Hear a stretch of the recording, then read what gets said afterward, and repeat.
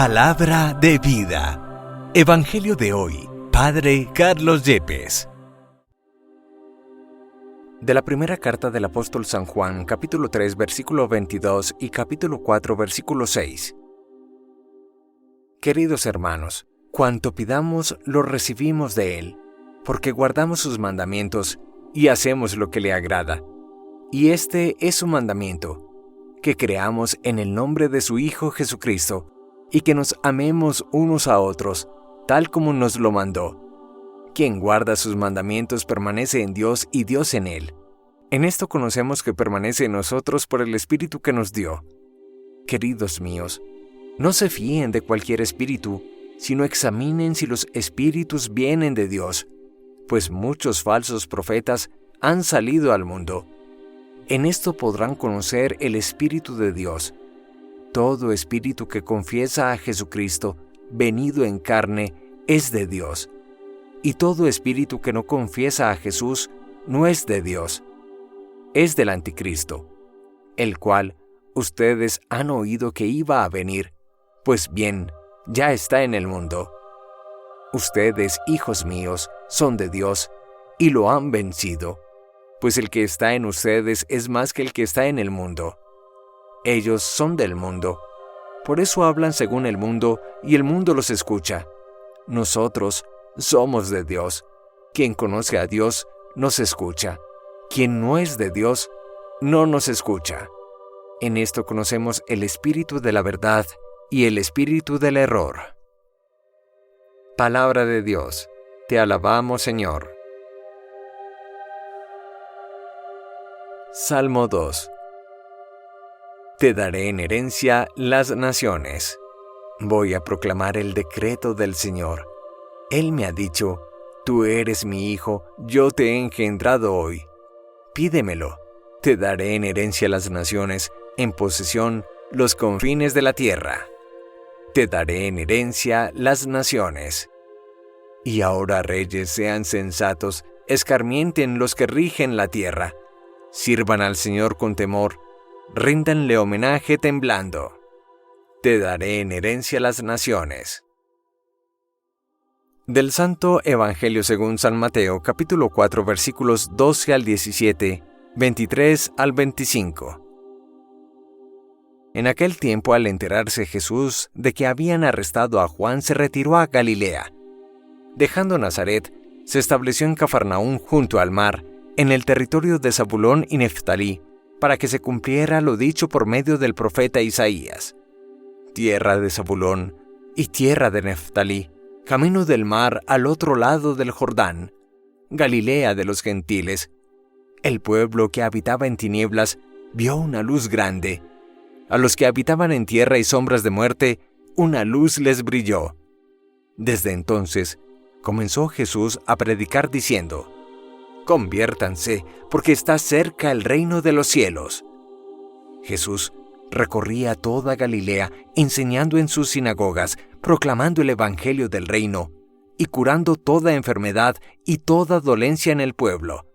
Su fama se extendió por toda Siria, y le traían todos los enfermos, aquejados de toda clase de enfermedades y dolores, endemoniados, lunáticos y paralíticos, y él los curó.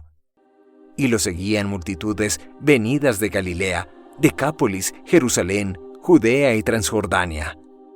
Palabra del Señor. Gloria a ti, Señor Jesús. La primera lectura tomada del apóstol San Juan nos presenta expresiones muy consoladoras. En efecto, iniciará diciendo que aquellos que guardan los mandamientos de Dios, los obedecen, cuanto pidan en la oración, lo van a recibir en abundancia. La única condición para recibir la bendición de Dios, las gracias del cielo, es obedecer, guardar, cumplir el mandamiento de Dios. Y nos preguntamos cuál es ese gran mandamiento de Dios. Es en un sentido doble que creamos por la fe en el nombre de su Hijo Jesucristo y que nos amemos unos a otros como Él nos ha amado y como Él nos lo ha mandado.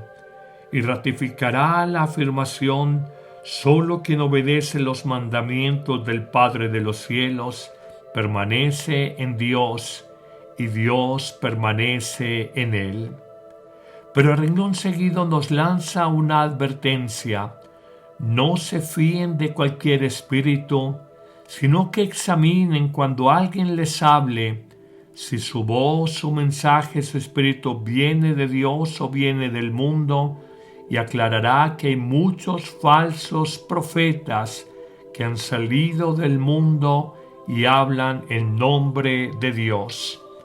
Y solo podrán conocer el Espíritu de Dios cuando el Espíritu de aquel que habla confiesa que verdaderamente Jesucristo ha venido en carne, en humanidad, nacido en un pesebre, y quien no confiese a Jesús como el Hijo de Dios no puede ser un verdadero profeta, es más, actuará como un engañador, como un anticristo. Concluirá esta carta preciosa en el capítulo 3 de Juan, afirmando que nosotros somos de Dios porque hemos vencido al mundo.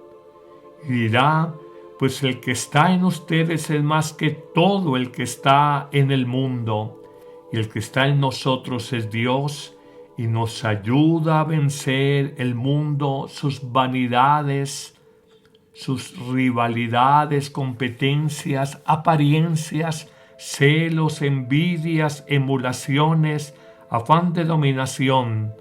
Y nos dirá: aquellos que son del mundo y hablan según el mundo, nunca los escucharán a ustedes, porque no entenderán el mensaje que ustedes llevan, el mensaje del Padre Dios y de su enviado Jesucristo.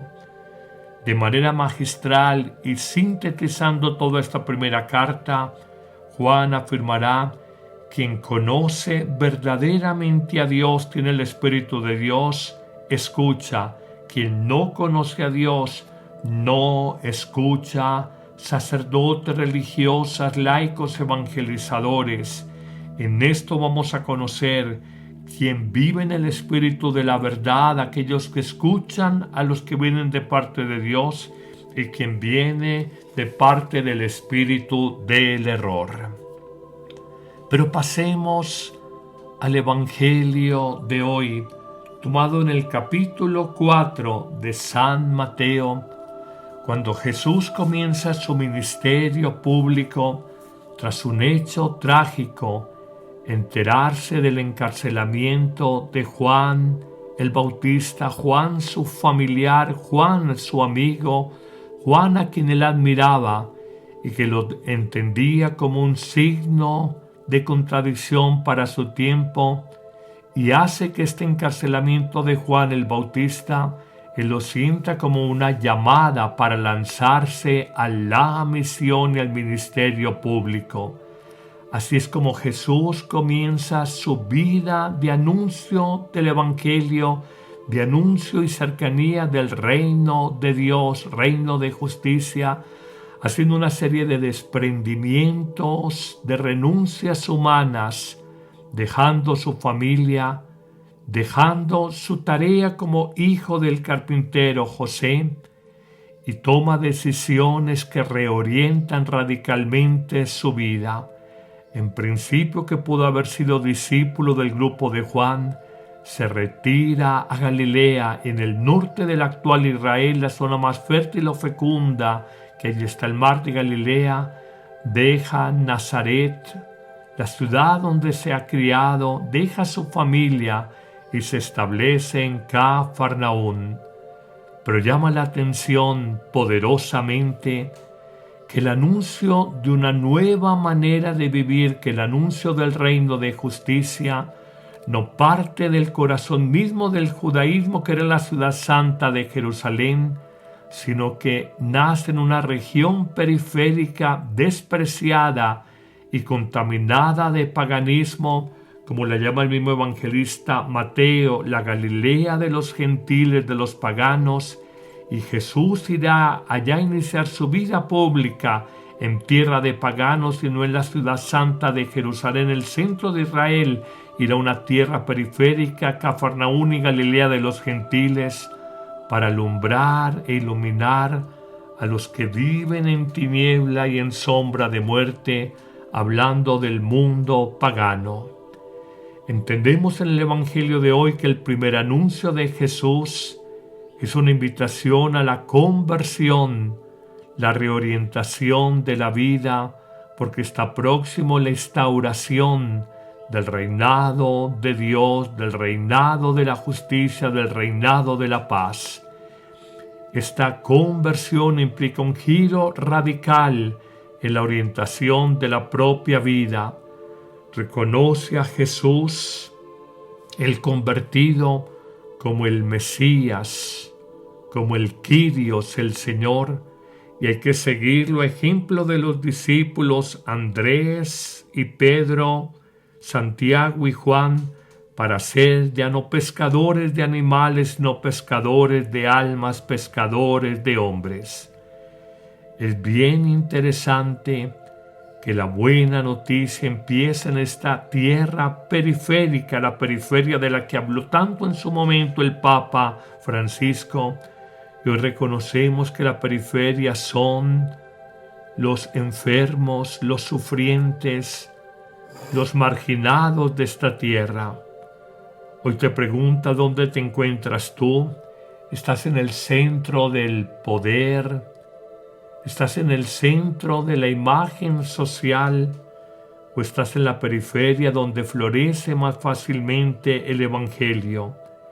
Es esencial mirar en la dirección precisa para ver la luz, la alegría que Cristo nos trae con una vida liberada, una vida sanada, una vida nueva que Él nos ofrece. Hoy te invito para que reconozcas, nunca es tarde para convertirte. No importa los años que tengas, nunca es tarde para cambiar y renovar nuestro corazón, para vivir de una manera más humana, a la manera de Jesús, que quiere poner vida nueva a nuestra vida. Pero concluiré diciendo 3 afirmaciones. La primera, la conversión la propone Jesús, pero no la impone. Es una propuesta, no es un programa forzado de vida. La conversión, la reorientación de la vida tiene que crecer en nosotros en la medida en que Dios quiere que tengamos una nueva vida más humana, más justa, más plena, más feliz. Una segunda conclusión es que no se trata en la vida de ser buenos, como dicen algunos, sino de encontrarnos con aquel que es bueno con nosotros. Lo digo muy a propósito de algunos papás que dicen: mi hija, mi hijo llegó a la universidad, se enfrió espiritualmente, no le hace mal a nadie cuando puede hacer una obra de caridad con uno de sus empleados, es una persona recta, obra el bien. Pero la conversión, y está muy bien por tu hija o por tu hijo que son buenos, pero la conversión a Cristo va mucho más allá y no se trata solo de ser buenas personas, de ser buenos, sino de encontrarnos personalmente con aquel que es bueno, la persona de Jesús. Cuando tú te encuentras con el bueno por excelencia, descubres que tu bondad humana, aunque es cierta, es limitada, es reducida, es imperfecta.